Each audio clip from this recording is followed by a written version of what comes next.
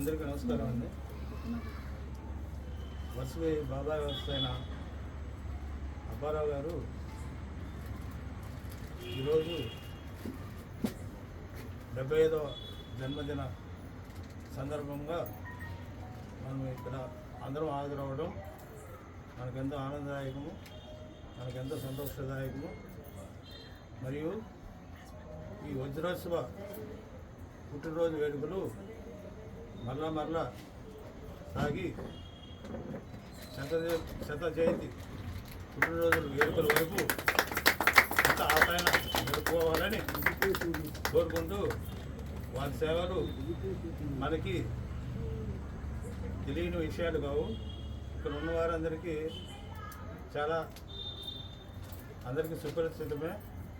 ఇంకా వారిని ఎంత పోలినా తక్కువ అంశమే అవుతుంది. కనుక ఈరోజు వారి జన్మదిన పుట్టినరోజు సందర్భంగా నా హృదయపూర్వక పుట్టినరోజు శుభాకాంక్షలు. బాగా వెంకటేశ్వర గారు రిటైర్డ్ సూపరింటెండెంట్, 83 వయసు, పెద్దవారు, నెల్లూరు జిల్లాలో పనిచేశారు. తెనాల్లో ఉంటున్నారు. ఫస్ట్ మంచి సూపర్. ఎప్పుడు 2 మాటలు చెప్పుతాను.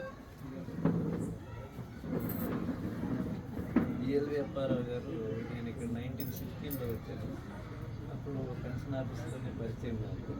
ముందు కొన్ని ఫంక్షన్లో వస్తుండేది కానీ రోజు చూస్తూ ఉండేది. అప్పుడు అయినా ఎవరైనా తెలియదు. ఆయన అక్కడ వచ్చి కలిసి మనవాడనే ఉద్దేశంతో చాలా వరకు నాకు సహాయం చేసి అన్ని కార్యక్రమాల్లో, అన్ని ఆఫీసుల్లో కూడా కొన్ని కమిటీస్లో మెంబర్గా చేసి పెన్షన్ ఆఫీస్ కానీ, సీనియర్ సిటిజన్ కానీ, ఫ్రెండ్స్ అసోసియేషన్ కానీ ప్రతి శారదా వాళ్ళు చేర్పించారు. అన్నింటిలో చేర్పించి ముందు నేను చాలా ఇదిగా చేశాను. తర్వాత మేడం గారు కూడా అపార్ట్మెంట్లో కూడా యోగా క్లాసులు కూడా రన్ చేశారు. అప్పుడు చూశాను. నేను మాట్లాడాను. ఇంకా నుంచి చాలా నాకు ప్రాణ స్నేహితులాగా ఎంతో ఇదిగా ఉంటున్నారు. పుట్టినరోజు శుభాకాంక్షలు. ఈ సందర్భంగా చాలా పుట్టినరోజు చేసుకొని శుభవర్తంతాలు ఉండాలనేసి కోరు భగవంతుడు. ఏం మాట్లాడాలి? విద్యాదాత, అన్నదాత, పుస్తకదాత.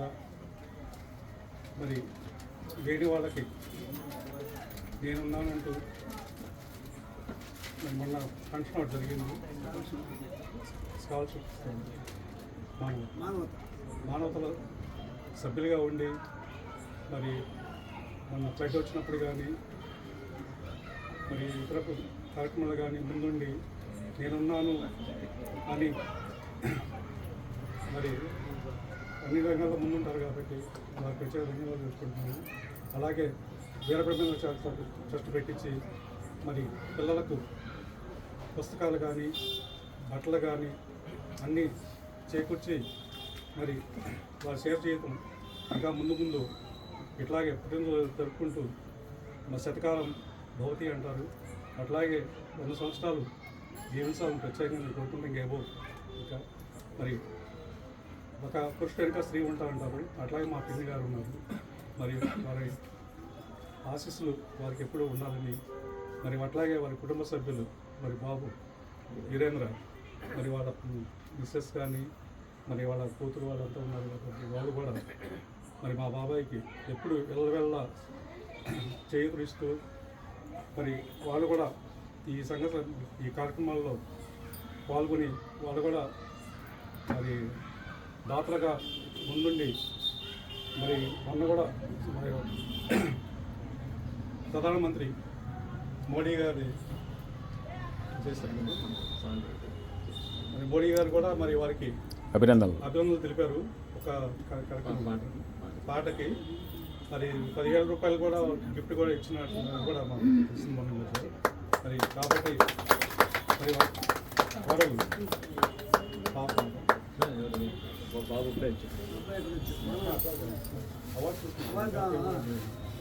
జాతీయ అవార్డు తీసుకున్నారు భగవద్గీత. మరి భగవద్గీత కూడా అవార్డు తీసుకుని మరి ఇప్పుడు కూడా ఆన్లైన్ క్లాసులు చెప్తుండ్రు. ఆ క్లాస్లో కూడా మా సిస్టర్ కూడా పాల్గొంటుంది. ఇప్పుడు ఇంతకుముందే క్లాస్ కూడా అయిపోయింది. వాళ్ళు కూడా ఇప్పుడు వచ్చి మా సిస్టర్ని తీసుకొచ్చాను. ఇప్పుడే క్లాస్ కూడా అయిపోయిందని. వారి కుటుంబం ఉదవేళ వెంకటేశ్వర గారు ఆశీర్వాదంతో కాపాడాలని చెప్పని దీవించి సెలవు తీసుకుంటున్నాను. అందరికీ నమస్కారం.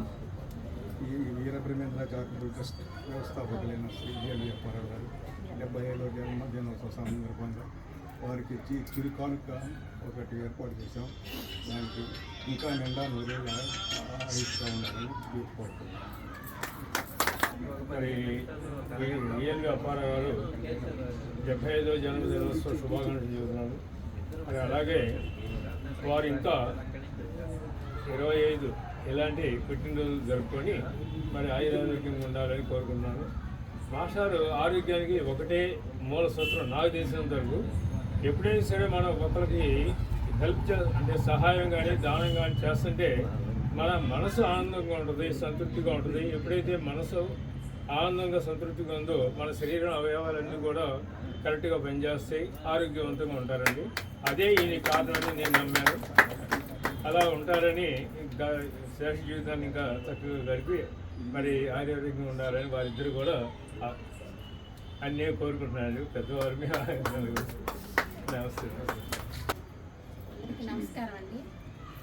మా బాబాయ్ ఏమో లక్ష్మి మీ అందరికీ తెలుసు.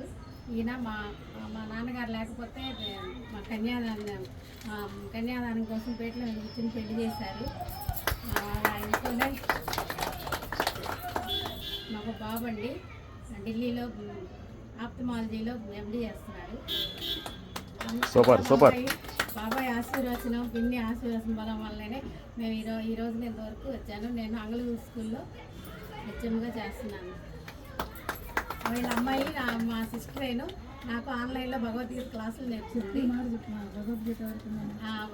భగవద్గీత ఆన్లైన్లో క్లాసులు నేర్చుకుంటున్నాను. ఇప్పటికీ 5 అధ్యాయాలు అయిపోయినాయి. నేను ఎంత స్కూల్ వర్క్ బిజీగా ఉన్నా సరే 6:30 కల్లా ఫోన్ చేస్తుంది, అక్క ఆన్లైన్లో వచ్చావా అని. ప్రతిరోజు 2-3 శ్లోకాలు చెప్తుంది. అలాగే జ్యోత్స్న వాళ్ళ కోడలు కూడా ఆన్లైన్లోనే నాకు టెస్టులు పెడుతుంది అనమాట. ఇప్పటికి నేను 4 టెస్టులు పాస్ అయ్యాను, సర్టిఫికేట్ వచ్చింది. ఇంకా అదే ఇంకా 4-5 టెస్టులు పాస్ అయితే నువ్వు కూడా టీచర్ అవ్వచ్చు అక్క అని చెప్పి నన్ను బాగా ఎంకరేజ్ చేస్తున్నారు. రోజు ఏదో ఒకటి మాట్లాడుకుంటూ ఇందాక కూడా అర్జెంట్ నా క్లాస్ ఉందమ్మా అంటే క్లాస్ అయిపోయిన తర్వాత ఇల్లు నా లెక్క అని చెప్పి నన్ను 6కే క్లాస్ పెట్టింది. 6:30 నా క్లాసు మాట్లాడుకొని ఆ దగ్గర లేవమ్మా నువ్వు మీ నాన్నగారు మీ ఫంక్షన్కేనంటే మీరు అందరూ ఉన్నారు అక్క, మీరు అందరు ఆశీర్వచనం ఉంటే చాలు మా నాన్నగారికి అని చెప్పింది. అది ఈ విధంగా మా బాబాయ్ పిన్ని మేము వాళ్ళకి ఎప్పుడూ రుణపడి ఉంటాము. నమస్కారం. పుట్టినరోజు సందర్భంగా వీరికి శుభాకాంక్షలు తెలియజేస్తున్నాను. రిటైర్మెంట్ అంటే అసలు రిటైర్మెంట్ అయిన తర్వాత లైఫ్ అనేది స్టార్ట్ అవుతుంది నా ఉద్దేశం. కాబట్టి ఆ లైఫ్ని చక్కగా ఆయన అనుకూల పరిస్థితులతోటి చక్కగా అన్ని కార్యక్రమాలు చేస్తున్నారు. చాలా సంతోషకరంగా ఉంది. ఈ కార్యక్రమాలు ఈ విధంగా కొనసాగించాలని, సమాజానికి ఉపయోగపడాలని నేను కోరుకుంటున్నాను. ఈ సందర్భంగా మరొకసారి శుభాకాంక్షలు తెలియజేస్తూ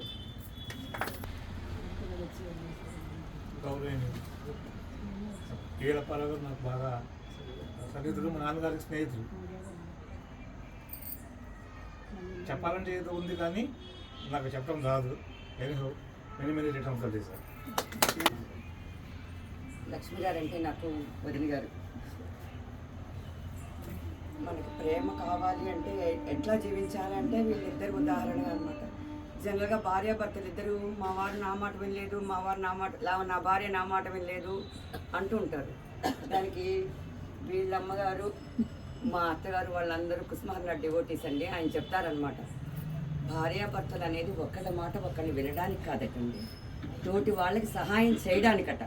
మన కరెంట్లో ప్లస్ మైనస్ ఉంటాయి కదా, అట్లా ఇద్దరు ఎవరి అభిప్రాయాలు వాళ్ళకుంటూ ఏకోన్ముఖులయ్యి జీవితాన్ని నడపడానికటండి. వీళ్ళిద్దరూ అట్లాంటి దంపతులయ్యి ఇంకా మా అందరికీ వాళ్ళ ప్రేమను పెంచాలని మనసారా కోరుకుంటున్నాను.